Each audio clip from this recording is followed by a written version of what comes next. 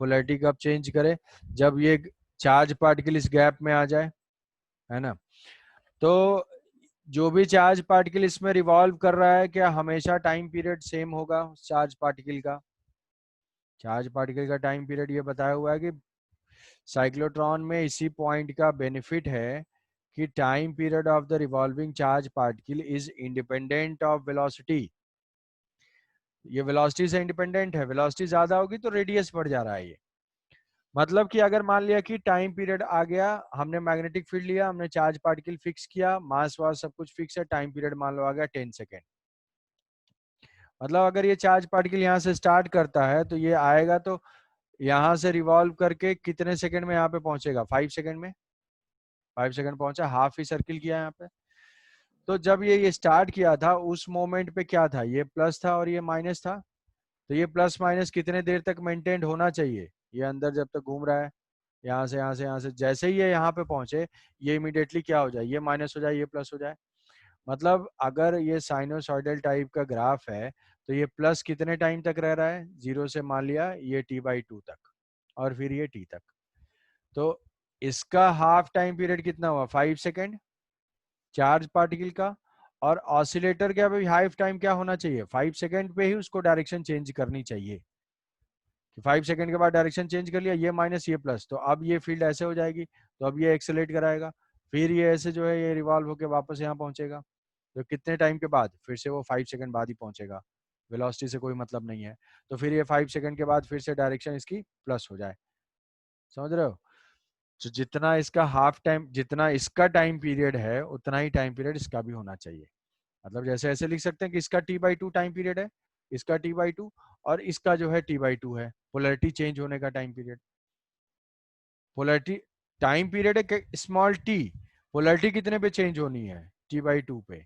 मतलब दोनों का टाइम पीरियड एग्जैक्टली क्या होना चाहिए? सेम होना चाहिए। समझ पाए? नहीं, हाफ डायरेक्शन इसकी रिवर्स होनी है। अल्टरनेटिंग जो करंट है, अल्टरनेटिंग वोल्टेज या करंट होती है, वो पीरियोडिकली जो है डायरेक्शन अपनी चेंज करती रहती है ऐसे से। तो पोलैरिटी अगर रिवर्स होती है तो हम क्या, ये पीरियोडिक फंक्शन है, तो पीरियोडिक फंक्शन का टाइम पीरियड ये हुआ। तो ये पॉजिटिव कुछ टाइम तक रहेगा, कुछ टाइम तक नेगेटिव रहेगा। तो ये पॉजिटिव है किस तक? जब तक ये यहाँ से यहाँ तक पहुंचता है तब तक ही बस। यहाँ से यहाँ तक कितने टाइम में पहुंचेगा? हाफ टाइम पीरियड में। तो ये भी कितना होना चाहिए? हाफ टाइम पीरियड के बाद इसको नेगेटिव हो जाना चाहिए। अगर ऐसा मिसमैच हो जाएगा तो फिर वो एक्सलेट नहीं हो पाएगा। मतलब जितने टाइम के बाद t/2 is equal to small t/2, मतलब दोनों के टाइम पीरियड सेम होने चाहिए। समझ पाए प्रियंत? नहीं? यस सर, अभी समझा। हम्म।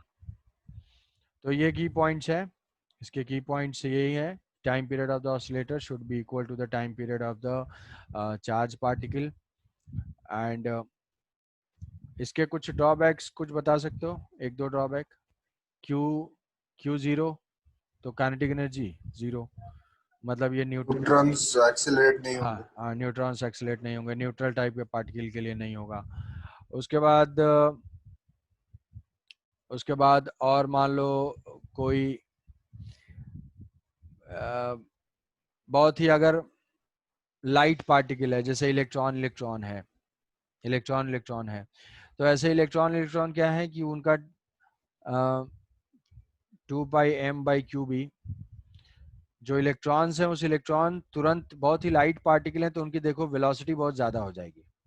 जितना मास कम होगा, इस इक्वेशन से देखो, जितना मास कम होगा उतना ज़्यादा उनकी वेलोसिटी हो जाती है। तो इमीडिएटली क्या होगा? वो हाई वेलोसिटी अक्वायर कर लेंगे तुरंत, लाइट पार्टिकल्स। तो लाइट पार्टिकल्स का जो मैनेजमेंट है वो थोड़ा सा प्रॉब्लमेटिक होता है, कि अगर मास बहुत हल्का सा कोई पार्टिकल होगा तो थोड़ा सा यहाँ पे पुट करेंगे, वो तुरंत हाई वेलोसिटी गेन करके बाहर चला जाएगा। तो हम अपना उसको मतलब कंट्रोल्ड वे में हम नहीं कर सकते हैं लाइट पार्टिकल्स को। और दूसरा एक ये भी है कि अगर वेलोसिटी बहुत ज़्यादा बढ़ जाती है तो जो मास होता है वो चेंज होने लगता है, मास की डिपेंडेंसी जो है वो वो वेलोसिटी के ऊपर होती है, square root of 1 minus v square by c square. तो अगर चार्ज पार्टिकल बहुत ज़्यादा एक्सेलेरेट हो जाता है तो उसका मास भी चेंज होने लगता है, और इस मास के चेंज होने की वजह से टाइम पीरियड चेंज होने लगता है। यहाँ पे देखो, टाइम पीरियड चेंज होने लगता है। टाइम पीरियड चेंज होने लगता है तो ये ऑसिलेटर के साथ इसका मैचिंग गड़बड़ हो जाता है। समझ रहे हो कि मास जो है वो वेलोसिटी पर डिपेंडेंट है, मास वेरिएंट क्वांटिटी है। ऐसा क्या है, ये जो हम जनरली मास को कांस्टेंट लेते हैं, मास की वेरिएबल, अगर ये वेलोसिटी बहुत ही कम है, देखो ये सी क्या है, सी है स्पीड ऑफ लाइट। तो अगर ये वेलोसिटी बहुत ही स्मॉल है तो ये टर्म ऑलमोस्ट जीरो होता है। एम जो है वो ऑलमोस्ट एम नॉट मतलब रेस्ट मास के बराबर होता है। ठीक है, लेकिन अगर वेलोसिटी बहुत ही ज्यादा हो जाती है इसमें, तो वेलोसिटी इंक्रीज करने की वजह से मास चेंज होता है, and this mass affects the time period of revolution of charge particle. और इस टाइम पीरियड के अफेक्ट होने की वजह से मैचिंग इनकी गड़बड़ हो जाती है ऑसिलेटर्स की। और यहाँ पे तो बहुत ज़्यादा वेलोसिटी भी हम इसको प्रोवाइड नहीं कर सकते, इसकी लिमिटेशन है। मतलब ऐसा नहीं कि हम इनफाइनाइट तक इसको काइनेटिक एनर्जी प्रोवाइड करते जाएंगे, कुछ भी वेलोसिटी हम प्रोवाइड कर सकते हैं, उस पर भी हमारे कुछ लिमिटेशंस हैं। तो थ्योरेटिकल पॉइंट्स लिखा हुआ है, ये लिमिटेशंस इसको याद कर लेना है। It cannot accelerate the uncharge particle like the neutrons, like light particle जो है like electrons cannot be accelerated up to a certain maximum limit with a small amount of जो भी energy radius of the path suddenly increases and they exit from the cyclotron। थोड़ी देर में ही वो exit कर जाते हैं इमीडिएटली। ये सारा है। और जो बताया कि हाई स्पीड पे मास चेंज कर जाता है, at very high speed their mass changes and hence their time period of the revolution also changes। तो ये तीन लिख लेंगे, लाइट पार्टिकल वाला, मास वेरिएबल वाला। इसके जो है एप्लीकेशन देखो, ये डेरिवेशन वाले पॉइंट्स मैंने लास्ट में लिखाए थे कि इतना डेरिवेशंस कॉपी में होना चाहिए, अपनी कॉपी में खुद से लिखा हुआ कि ये जो है बायो-सावर्ट लॉ से जो स्ट्रेट वायर का था, मतलब ये याद होना चाहिए, define bio-Savart's law, define Ampere's law, magnetic field on the axis of circular ring, cyclotron using Ampere's law, solenoid, toroid, solid cylindrical wire, force between parallel wire and ये क्या है, torque acting on current carrying loop, ये next हम derive करेंगे, और magnetic moment of revolving electron, और एक है मूविंग कॉइल गैलोमीटर, वो भी अभी करेंगे। तो ये जो 7 पॉइंट्स हैं, ये 7 पॉइंट्स खुद से डिराइव कर लोगे तो बस चैप्टर खत्म हो जाएगा, और श्योर शॉर्ट कम से कम 5 to 7 मार्क्स हो जाएगा। न्यूमेरिकल प्लस ये मिला के 5 to 7 मार्क्स तुम्हारा डन हो जाएगा। तो वो लिस्ट भी है लास्ट में, यहाँ से रेफर करके तुम खुद से उसको कंप्लीट कर लोगे आजकल में, ताकि अचानक से जब बोला जाए सबमिट करने के लिए तो प्रेशर ना आए। तो ये हो गया हॉल इफेक्ट, हॉल इफेक्ट हो गया, साइक्लोट्रॉन हो गया। अब हम नेक्स्ट चलते हैं torque acting on A current carrying loop. Torque acting ये न्यूमेरिकल भी है, क्वेश्चन की तरह से लेते हैं। Torque acting on A current carrying loop,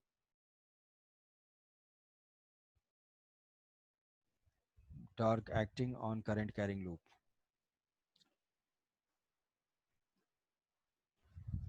torque acting on current carrying. अच्छा, क्या करंट कैरिंग मैग्नेटिक मोमेंट की तरह से बिहेव करता है? हाँ करता है। ऐसे देखो, एक परमानेंट मैग्नेट है मान लिया, अब मूविंग कॉइल गैलोमीटर जो कि करंट इलेक्ट्रिसिटी में पढ़ाया था, उसकी थ्योरी यहाँ पे है।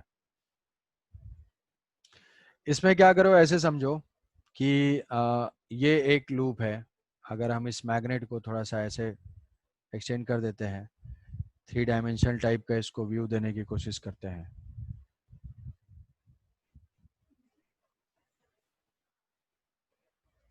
ये है, ये नॉर्थ पोल है और ये साउथ पोल है। तो नॉर्थ पोल साउथ पोल है, तो यहाँ से यहाँ तक मैग्नेटिक फील्ड होगी, और यहाँ पे इसके पैरेलल, मतलब जिस प्लेन में ये मैग्नेटिक फील्ड है उसी प्लेन में एक करंट कैरिंग लूप है। ठीक है, how does a induction motor starts, 3 idiots वही है। तो ये मोटर का प्रिंसिपल है, कोई भी इलेक्ट्रिक मोटर जो है फैन वैन जो है वो इसी पे ऑपरेट करता है। तो यहाँ से जो है करंट एंटर करती है, यहाँ से हम करंट एंटर करेगी। ये लूप है, ये मान लो ABCD है, ABCD। अभी इसके प्लेन ऐसे हैं, प्लेन जो है ऐसे हैं, ABC और D। हम इसको अगर ड्रॉ कर लेते हैं, टॉप व्यू से देखते हैं, ऊपर से अगर कोई ऑब्जर्वर देख रहा है तो उसको दिखाई देगा ऐसे, ऐसा टाइप का होगा, और यहाँ से करंट एंटर कर रहा होगा। तो मैग्नेटिक फील्ड ऐसे है, मैग्नेटिक फील्ड ऐसे है। फोर्स जल्दी जल्दी सोचो, AB और CD। A से भी ये करंट की डायरेक्शन है, ये करंट की डायरेक्शन है, ये करंट की डायरेक्शन है, ऐसे। लेंथ हम मान लेते हैं कि ये स्क्वायर है, ठीक है, मान लिया कि ये स्क्वायर है, ये स्क्वायर है, तो इसकी जो लेंथ है L हो जाएगी, L L। करंट जो है वो I0 है, मैग्नेटिक फील्ड जो है वो B है। फोर्स की डायरेक्शन बता सकता है कोई कि AB पे किस डायरेक्शन में होगी? फोर्स की direction upwards. IDL cross B, तो ये IL क्रॉस B, I है करंट के डायरेक्शन में, फिंगर B देखेंगे इधर, ध्यान से देखो भाई, B के डायरेक्शन में पाम किधर आएगा? मैग्नेटिक फोर्स, ये प्लेन में ड्रॉ कर दिया है, मैग्नेटिक फोर्स IL करंट के डायरेक्शन में ही। क्या थंब जो है इनटू द प्लेन आ रहा है? इस पे जो है फोर्स क्रॉस हो जाएगा, इस पे फोर्स क्या होगा? BC पे फोर्स, BC पे फोर्स, BC पे फोर्स बताओ, अरे बताओ श्रेयांश। ये BC वायर पे फोर्स IL क्रॉस B, यहाँ पे L और B के बीच में एंगल कितना है? 0 डिग्री। तो फोर्स कितना हो जाएगा? F is equal to ILB sine theta. यहाँ पे साइन कितना है? 0 डिग्री, थीटा 0 डिग्री, फोर्स क्या हो जाएगा? 0। तो इस BC वाले पार्ट पे फोर्स 0, इस वाले पार्ट पे फोर्स 0, ये दोनों AD और BC पे फोर्स 0, इस वाले पार्ट पे force IL cross B। Current के डायरेक्शन में फिंगर करो, पाम जो है राइट हैंड का, मैग्नेटिक फील्ड के डायरेक्शन में क्या थंब अपवर्ड आ रहा है? थंब जो है वो अपवर्ड आएगा, ये हो जाएगा डॉट, यहाँ पे फोर्स जो है डॉट है। तो यहाँ पे जो फोर्स है BC वाले पे ये डाउनवर्ड है, इस पे जो फोर्स है अपवर्ड है। कोई सोच रहा होगा ये क्या चल रहा है? तो अगर मान लो कोई ऑब्जर्वर इधर से देखता है, यहाँ से अगर वो देखने की कोशिश करता है, तुम भी देखो, तो उसको क्या दिखाई देगा? उसको ये AD सेगमेंट दिखाई देगा, ऐसे थोड़ा सा छोटा सा कट होगा यहाँ पे, ये जो कैप है इसको, ये AD सेगमेंट दिखाई देगा, AD सेगमेंट। और इस A के पीछे ही उसको B दिखाई देगा, मतलब AB यहीं पे होंगे, और जो D है, ये D वाले सेगमेंट, D पॉइंट के पीछे उसको C दिखाई देगा। तो D और C एक ही लाइन में होंगे। तो यहाँ पे फोर्स किधर होगा? यहाँ फोर्स डाउनवर्ड होगा, यहाँ पे फोर्स अपवर्ड होगा, और ये हो जाएगी इसकी एक्सिस। समझ पा रहे हो? ये फोर्स क्या हो जाएगा? F is equal to IL into B। ये फोर्स क्या हो जाएगा? IL into B। आया समझ में? है क्यों भाई? अब इस फोर्स, अरे विजुलाइज कर पाए? ये दो सेगमेंट पे फोर्स 0, क्योंकि current and magnetic field are parallel.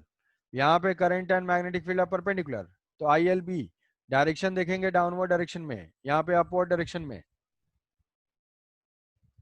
क्यों श्रेयांश?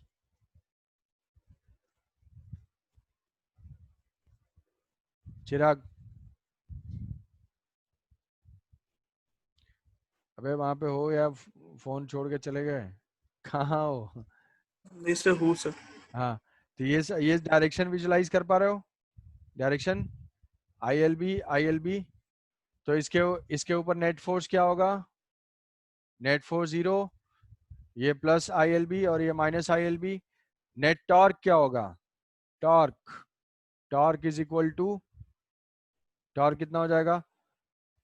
इस एक्सिस के अबाउट है ये है, तो I L B force into, ये क्या फॉर्म कर रहे हैं? Force couple. ये हो जाएगा I L B into perpendicular distance. क्या ये डिस्टेंस एल है? यस, एल है। तो ये हो जाएगा torque is equal to I L square into B, I L square into B. यहाँ पे क्या है? आई इंटू, क्या ये एरिया है? यस, एरिया है। तो हम इसको बोल सकते हैं torque is equal to M into B. M क्या है? एम मैग्नेटिक मोमेंट है। यहाँ पे मैग्नेटिक मोमेंट की डायरेक्शन देखो, मैग्नेटिक मोमेंट की डायरेक्शन, मैग्नेटिक मोमेंट की डायरेक्शन किधर है? ये है हमारा, राइट हैंड को कर्ल करेंगे, क्या magnetic moment into the plane है? Yes, magnetic moment into the plane है। ये है हमारा एम और ये है बी।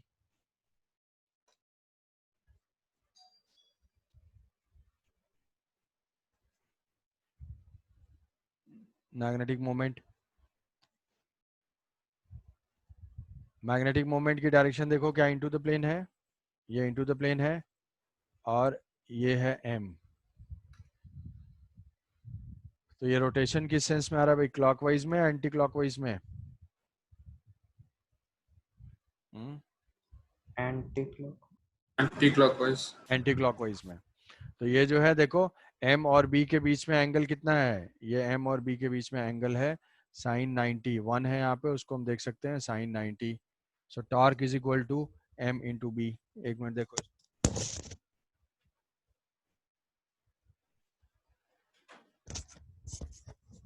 हेलो, हाँ। तो ये फोर्स फाइंड करने से बेटर है कि हम इसको डाइपोल वाला कॉन्सेप्ट अप्लाई कर सकते हैं। ये जो है, हमने एक लूप लिया, लूप के हर सेगमेंट पे फोर्स देखा, फोर्स से हमने टॉर्क फाइंड किया, और वो टॉर्क जो है वो हमारा वैसे ही आ रहा है। अगर नहीं है तो मान लिया कि अब ये फोर्स एक्ट कर रहा है, इस फोर्स की वजह से इसका रोटेशन होता है एंटी क्लॉकवाइज सेंस में। तो हम क्या करते हैं कि थोड़ा सा इस लूप को रोटेट करा देते हैं। तो ये ओरिजिनल पोजीशन थी, ये फाइनल पोजीशन है, ये थीटा रोटेट हुआ। अभी भी फोर्स कितना होगा? अभी भी ये जो स्ट्रेट वायर है, मैग्नेटिक फील्ड तो ऐसे ही होगा, तो इसके ऊपर फोर्स जो एक्ट कर रहा होगा इसी डायरेक्शन में, आई एल बी। इसके ऊपर फोर्स किधर एक्ट कर रहा होगा? उसी डायरेक्शन में, आई एल बी। क्या अभी टॉर्क बता सकते हो? हाँ, force into perpendicular distance between them. तो ये जो है परपेंडिकुलर डिस्टेंस दोनों के बीच में कितना है? ये अगर एल है तो क्या ये एल कॉस थीटा है, और ये क्या है? L sine theta. तो force into perpendicular distance, sorry, ये जो है मैग्नेटिक मोमेंट इसका चेंज हो जाएगा। मान लो ये थीटा रोटेट हुआ, तो ये है मैग्नेटिक मोमेंट। अच्छा, चलो ठीक है, ये थीटा रोटेट हुआ तो फोर्स इनटू परपेंडिकुलर डिस्टेंस कितना हो जाएगा? अभी टॉर्क होगा, torque is equal to I L B into perpendicular distance. L, ये डिस्टेंस है दोनों के बीच में, ये लाइन ऑफ एक्शन है, तो ये हो जाएगा l cos theta, l cos theta. यहाँ से आई इंटू एल स्क्वायर, जो कि I into l square b into cos theta. ये जो है एल स्क्वायर एरिया है, एल स्क्वायर एरिया है, तो ये आई इंटू एल स्क्वायर हो जाएगा m, m into B into cos theta. अब मैग्नेटिक मोमेंट किधर होगा? लूप अगर रोटेट किया तो मैग्नेटिक मोमेंट की डायरेक्शन ये हो जाएगी, मैग्नेटिक फील्ड की डायरेक्शन ये है। ये एंगल क्या हो जाएगा? इनके बीच में है एंगल, थीटा रोटेट हुआ तो मैग्नेटिक फील्ड के बीच का एंगल कितना हो जाएगा? पाई बाई टू माइनस थीटा। ये एंगल हो जाएगा पाई बाई टू माइनस थीटा, दोनों 90 डिग्री हैं। तो हम इसको ऐसे लिख सकते हैं कि m into B into sine pi by two minus theta. मतलब ये क्या है? m cross b। तो टॉर्क हो जाएगा, torque is equal to m cross b।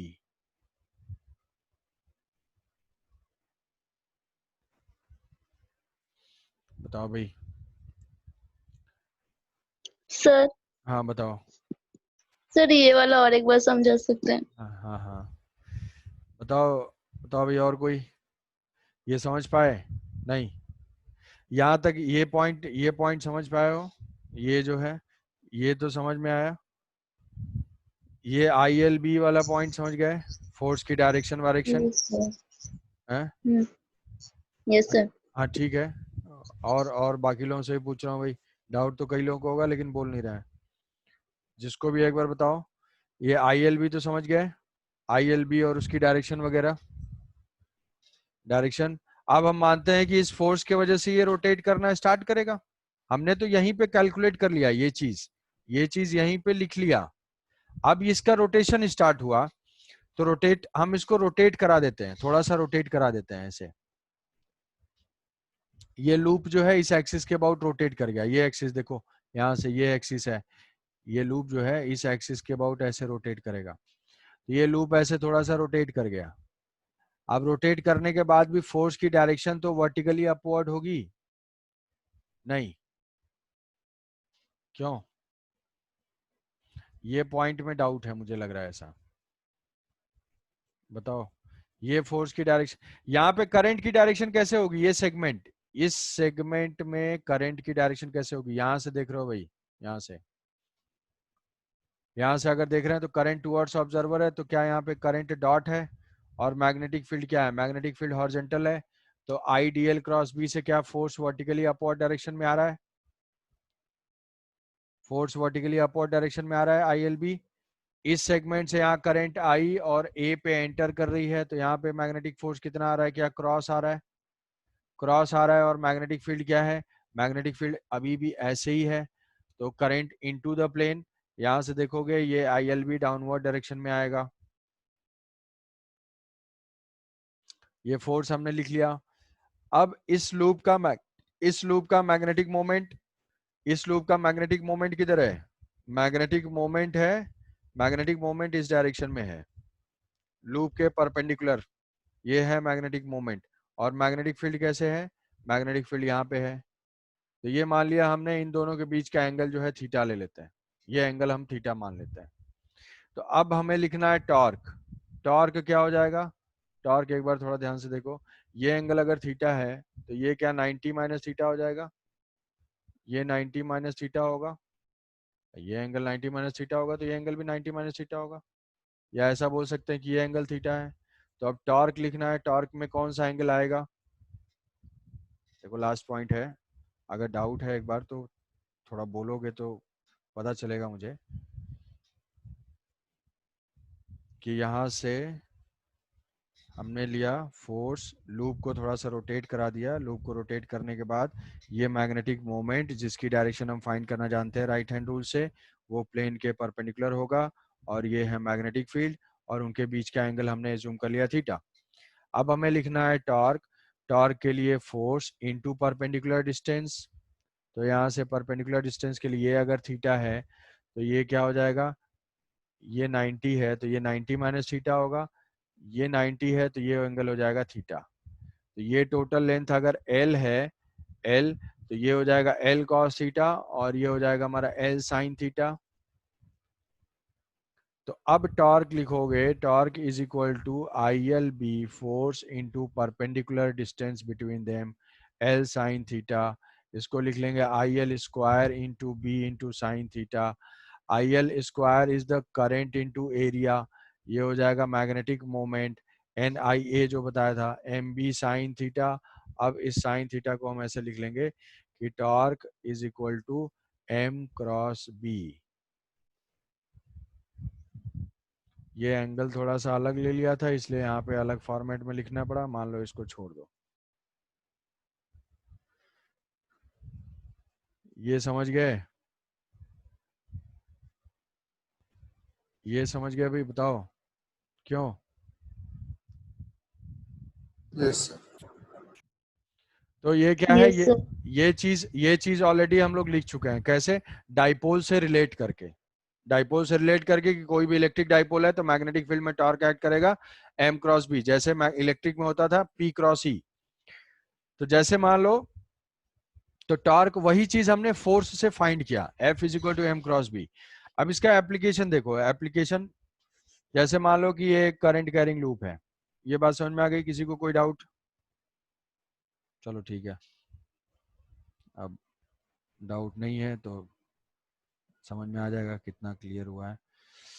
ये एक सर्कुलर लूप है हॉरिजॉन्टल प्लेन पे, सर्कुलर लूप है हॉरिजॉन्टल प्लेन पे, इसमें करंट जो है फ्लो हो रही है, करंट फ्लो हो रही है ऐसे आई नॉट। इस लूप की जो रेडियस है वो है आर और इसका मास है स्मॉल एम। इसके प्लेन में मैग्नेटिक फील्ड है ऐसे, मैग्नेटिक फील्ड ऐसे। Find the torque acting on the loop, find the torque acting on the loop, torque acting on the loop. Magnetic field है बी,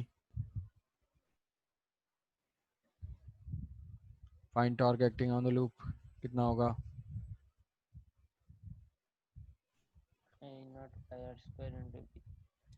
कि जो है torque, torque is equal to m B sine theta, magnetic moment is equal to current into area. Current है यहाँ पे कितना? आई not into area हो जाएगा pi r square into magnetic field है b sine theta. Magnetic moment की direction किधर है? डॉट है, क्रॉस है? जल्दी बताओ, मैग्नेटिक फील्ड की डायरेक्शन? क्रॉस। क्रॉस। हाँ, मैग्नेटिक फील्ड की डायरेक्शन क्रॉस है, इनटू द प्लेन है वो क्रॉस है। तो मैग्नेटिक फील्ड जो है क्रॉस है। अगर हम ऐसे देखते हैं, कोई ऑब्जर्वर इस प्लेन के अलोंग देखता है ऐसे, तो उसको दिखेगा ये चीज, ये लूप ऐसे दिखेगी।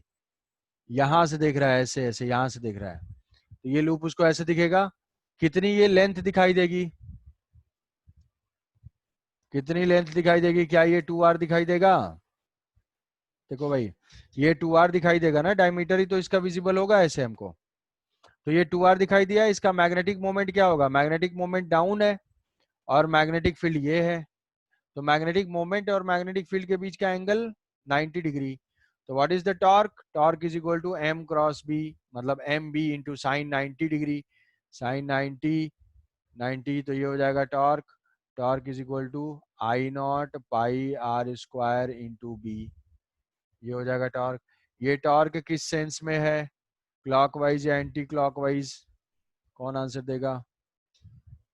आंसर जो है देना है इसको मोहित को, बताओ मोहित, ये टॉर्क जो है वो क्लॉकवाइज है या एंटी क्लॉकवाइज?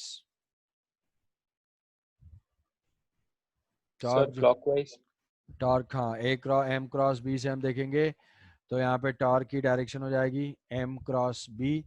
तो यहाँ से ये इस एक्सिस के अबाउट है, मतलब ये किधर है? एंटी क्लॉकवाइज है ना। ऐसे ही सोच लो, फोर्स से सोच लो। यहाँ पे ये इस एलिमेंट के ऊपर फोर्स किधर हो जाएगा? I D L cross B. क्या यहाँ पे फोर्स क्रॉस है? इस छोटे से एलिमेंट पे फोर्स क्रॉस है और इस छोटे से एलिमेंट पे फोर्स किधर है? इस छोटे से एलिमेंट पे फोर्स आई की डायरेक्शन ये डॉट। डॉट है। डॉट। तो डॉट है मतलब ऊपर की तरफ, ये फोर्स ऊपर की तरफ है, ये फोर्स नीचे की तरफ है। ये इसका सेंस क्या हो जाएगा? एंटी क्लॉकवाइज सेंस में। ठीक है, तो ये टॉर्क हो जाएगा एंटी क्लॉकवाइज सेंस में, एंटी क्लॉकवाइज सेंस में। मतलब क्या होगा कि ये लूप जो है अपने आप ऐसे जादू टाइप से ये उठने लगेगा ऐसे, समझ पा रहे हो? ये रोटेट करने की कोशिश कर रहा है ना। तो ये लूप जो है अगर हॉरिजॉन्टल प्लेन में है तो ये रोटेट करना स्टार्ट करेगा।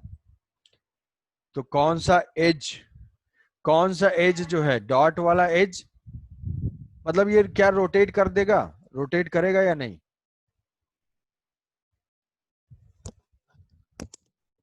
नहीं करेगा।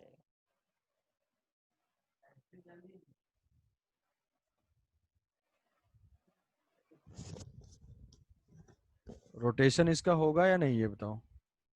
नहीं? अरे यार तुम लोग कुछ देखो, बहुत अच्छा क्वेश्चन, बहुत आसान है, तुम झूठे ही। रुको रुको, नहीं हो रोटेट नहीं करेगा। देखो देखो ये जो है मान लेते हैं कि ये लूप है, ये लूप ऐसे प्लेस था, सर्कुलर लूप। अब हमारा टॉर्क किस सेंस में आया, टॉर्क एंटी क्लॉकवाइज में। मान लो इसको सर्कुलर लूप अगर एज्यूम करोगे तो ये टॉर्क आया एंटी क्लॉकवाइज सेंस में। एंटी क्लॉकवाइज सेंस में मतलब ये ऐसे उठने की कोशिश करेगा।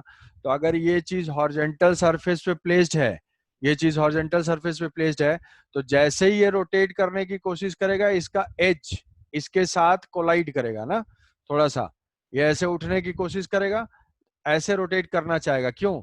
मैग्नेटिक फील्ड के टॉर्क की वजह से। बट क्या ये रोटेट कर पाएगा? नहीं।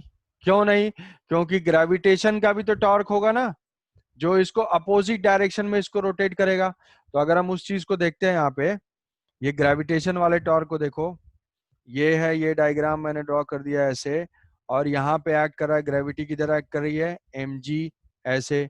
और इसका टॉर्क किस सेंस में है, इस ग्रेविटी का टॉर्क है क्लॉकवाइज सेंस में। कभी भी अगर कोई ऑब्जेक्ट फ्री है तो ये ऐसे उठने की कोशिश करेगा और ऐसे रोटेट होना चाहेगा इस एज पे। तो इसको mg डाउन करेगा, mg क्लॉकवाइज में, और मैग्नेटिक फील्ड किधर कर रहा है, मैग्नेटिक फील्ड एंटी क्लॉकवाइज में। तो मैग्नेटिक फील्ड का टॉर्क, तो अगर ऐसा पूछा जाए find the minimum magnetic field to lift this loop, मतलब इस लूप को थोड़ा सा ऐसे है, क्या करंट इसमें फ्लो करे सो दैट कि ये धीरे से ऐसे उठ जाए, केवल लिफ्ट करना है हल्का फुल्का। तो ये इस टॉर्क को बैलेंस कर ले, जो टॉर्क हमने फाइंड किया है, I naught pi r square into b, मतलब जितना mg का टॉर्क हो क्लॉकवाइज सेंस में, mg into r is equal to I naught pi r square into b. तो यहाँ से क्या करंट की वैल्यू फाइंड कर पाएंगे, I naught is equal to mg r divided by pi r square. तो आर आर कैंसिल आउट ही हो जाएगा, pi r square into b, r r cancel out हो जाएगा, mg divided by pi r into b. समझे? वैसे मुझे बहुत डर है कि कई लोग टेंशन में हो गए होंगे, क्या चल रहा है, लूप अपने आप उठ रहा है। क्यों प्रतीक? जी सर। श्रेयान समझ पाए कुछ? हाँ?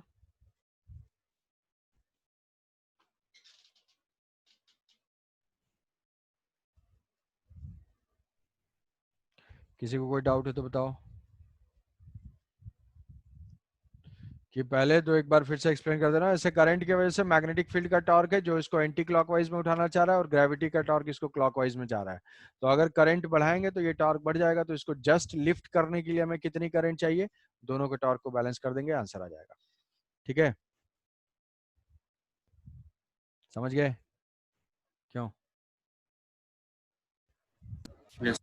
मैग्नेटिक डाइपोल प्लेस्ड है तो उसकी पोटेंशियल एनर्जी क्या हो जाएगी, minus M dot B. Stable equilibrium वाली पोजीशन कौन सी होगी, जल्दी बताओ। स्टेबल इक्विलिब्रियम की पोजीशन कौन सी होगी, थीटा की वैल्यू क्या होनी चाहिए? अरे स्टेबल इक्विलिब्रियम का मतलब है कि जो 90, अबे स्टेबल का मतलब पोटेंशियल एनर्जी मिनिमम होनी चाहिए। पोटेंशियल एनर्जी मिनिमम कब होगी, ये देखो, minus M B sine theta. तो मिनिमम क्या होगा, sorry cos theta, cos theta. तो ये मिनिमम वैल्यू तो यही होगी ना जब कॉस थीटा क्या हो, 1 हो। कॉस थीटा मैक्सिमम तो उसका माइनस मिनिमम। तो यहाँ से मिनिमम के लिए थीटा इज इक्वल टू 0, मतलब क्या हो, मैग्नेटिक मोमेंट और मैग्नेटिक फील्ड दोनों पैरेलल हो। पैरेलल होने का मतलब है कि जैसे मान लो मैग्नेटिक फील्ड अगर एक्स एक्सिस के लॉन्ग है, तो इसमें से किस लूप, क्या ये लूप जो हम लेते हैं ये स्टेबल इक्विलिब्रियम होगी या अनस्टेबल होगी, जल्दी बताओ।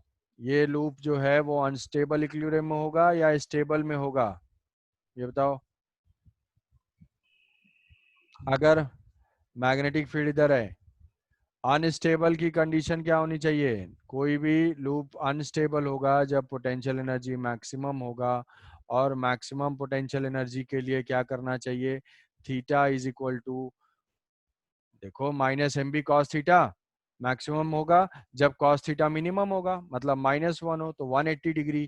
तो यहाँ पे अगर ऐसे ऐसे जानते हो, एनसीईआरटी में क्वेश्चन है जो कि जेईई एडवांस में भी पूछा गया था एक्सरसाइज के लास्ट में, उसमें बहुत सारे ऐसे पोजीशंस दिया हुआ है और उसमें पूछा हुआ है कि कौन सा स्टेबल इक्विलिब्रियम वाली पोजीशन है, कौन सा अनस्टेबल है। तो मान लो कि मैं तुम्हें ये एक लूप के दे देता हूँ, इसको पूछता हूँ कि ये स्टेबल पोजीशन है या ये लूप स्टेबल इक्विलिब्रियम में है या अनस्टेबल, क्या बताओगे? Unstable. Unstable. मैग्नेटिक मोमेंट से करंट की डायरेक्शन देखोगे, यहाँ पे ये इस प्लेन में है, वाई जेड प्लेन में है, करंट की डायरेक्शन में ये हो जाएगी -x में, करंट में हमें फिंगर कर्ल करना है तो ये हो जाएगा मैग्नेटिक मोमेंट। तो मैग्नेटिक मोमेंट -x में है, मैग्नेटिक मोमेंट इधर है, तो ये एंटी पैरेलल है, एंगल 180 डिग्री है, तो ये क्या हो जाएगा, अनस्टेबल इक्विलिब्रियम में होगा। तो आज डेफिनेटली उस क्वेश्चन को, आज बल्कि एक्सरसाइज को ही अटेम्प्ट करोगे, जो क्वेश्चन है चैप्टर 4 का एक्सरसाइज अटेम्प्ट करोगे, बहुत सारे क्वेश्चन कर लोगे अगर करना चाहोगे तो, ठीक है। तो ठीक है, ये हमारा जो है मैग्नेटिक इफेक्ट जो चैप्टर है वो